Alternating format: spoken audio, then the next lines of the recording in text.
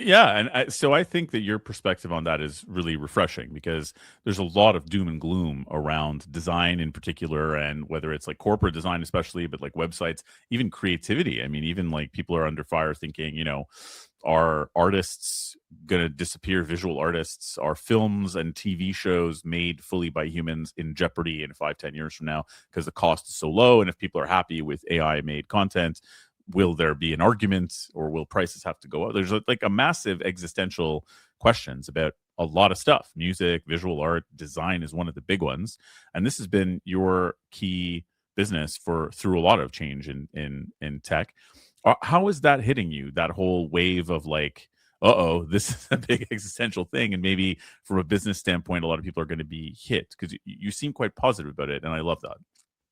Yeah, I'm positive about it because the human side is always what I'm being passionate about. I've always loved going to networking things and catching up with people and client meetings even, and podcasts. I get up super early in the morning sometimes, being on the other side of the planet to a lot of podcasts. So I love that sort of thing. So for me, just leaning into all of that is natural. And I think kind of trying to future proof as best we can.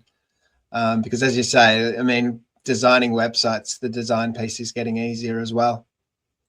And obviously, as I said, the software piece is getting easier and easier. It always has, but obviously that's just accelerating, to a crazy pace right now. So I think every business will need to figure out how they can humanize their brand, and that, people will always connect through basic things like storytelling. Even like every culture throughout history, doesn't matter what part of the planet it was you were from, they had storytelling as part of their heritage and history. Certainly here in Australia, we have the Aboriginal, dream time that they would speak of, stories and learning, understanding the world.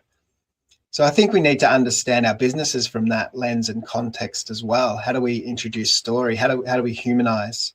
How do we be distinct in a world that's growing generic and bland?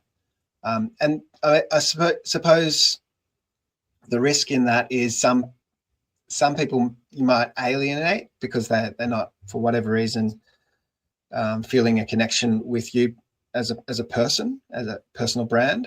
But there will be others that gravitate toward you because they do feel that connection. So it's kind of putting yourself out there, thinking about the story and the way in which you show up as a human